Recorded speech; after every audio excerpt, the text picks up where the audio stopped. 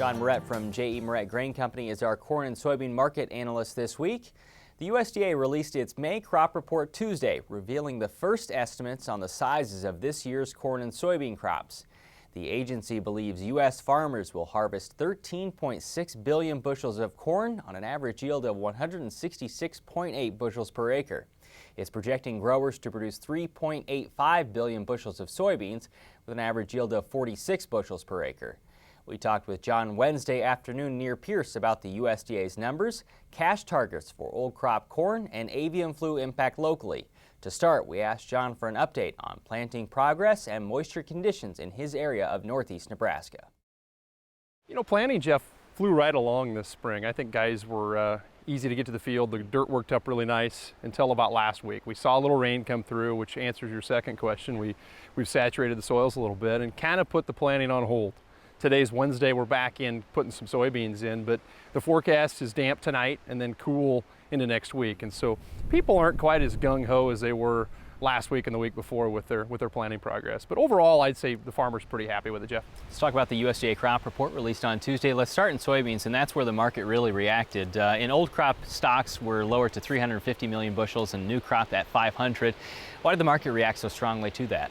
Well, it's all perception. I think people were ready for a tighter bean number than that, and so when we saw the 350, you caught the market off guard a little bit. The 500 next year was somewhat anticipated, but I think going into it, people had covered their positions and were long a few beans. And so when the numbers came out, we rolled over and punished beans down to 17 or 18 cents. So I'm not sure it's long-term friendly, Jeff, but it's certainly a little bit of a correction yesterday. Overall, the stocks numbers in corn and beans, are they bigger than you thought they were going to be? They're both bigger. They're both bigger, and the world stocks are growing, Jeff. And so the problem isn't just what the U.S. has, it's the world stocks. And if we continue to have good weather around the world, we're going to continue to build stocks. Tell me what that means, that the world stocks are so big, meaning what locally?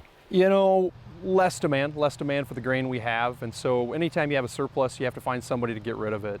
And so exports generally on beans are going to pull 70–80% of them out of the country, and so if you can get that done, you can get rid of the surplus. If you have competition with Argentina and Brazil, it's going to have a harder time getting rid of the surplus there. And same with corn. You know, anytime you have over about 1.5 billion corn, you need to be exporting. And this year we're forecast to have a little over that. We need to be exporting corn. Of that old crop corn, how much do you think is still left in Nebraska? Quite a bit. There's quite a bit. Nebraska's got some grain around, especially on the farm. I think we need to get moving and pay attention to where it's at and how we're going to get rid of it. So, what cash price would you be willing to do that at?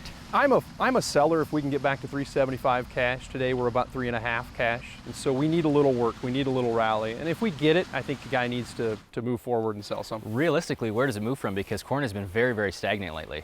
It's a dead duck. And the funds are short now, right? Yeah. Yes, they are. So are you also bearish in corn, or are you bullish? Not short term. I think you've got too many people that want to sell it off and call the crop done, and I don't think we're right there. I think a stat yesterday I saw says that 90% of your yield is going to be decided in July with temperatures and precip, and so until we see that July weather or even sniff it, I don't think you can sell this thing off. Are you positive in soybeans as well? I'm not. I think beans are overdone to the high side. I think we've got a little bit of a squeeze going on in the May-July soybeans.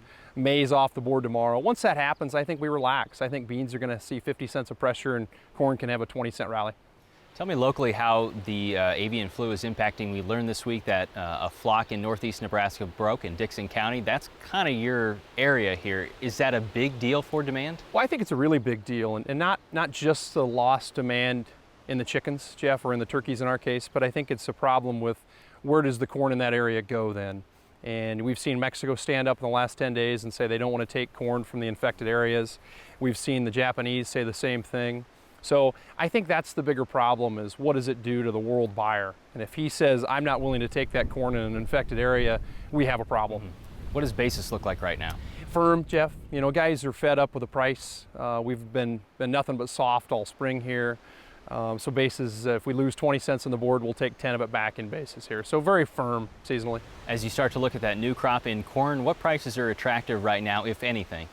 You're below your spring price. Okay, so you're below your insurance price. I think if you can be patient with your new crop, you can. You can afford to do that for a little bit here. However, you get back above the $4 board, I think you have to re-engage yourself and start selling again. Does the same aggressiveness go for 2016? Yes. Yes, although a little more cautiously. Okay. We don't know where inputs are for 16. We don't know where fertilizer's at. We don't know where fuel will be at. And so until you get a couple of those things nailed down, I don't know that I'd take a chance on the 16. You're more patient then? A lot more patient. Okay, how about soybeans as for 2015? Sell them. You're ready? So that's easy, Jeff. Because? That's easy. You know, I've been bearish for a long time. You look at the world stocks, you look at the South American stocks specifically, you look at the Chinese buyer that's going to buy in a different fashion than he has the last 5 years. He's going to be more patient. He can see there's a big crop. He knows that he can wait until 30 or 40 days before and still buy his position. 2 years ago, he had to get his spot in line if he wanted to get the soybeans. So I think you're going to see a different kind of market in soybeans this year.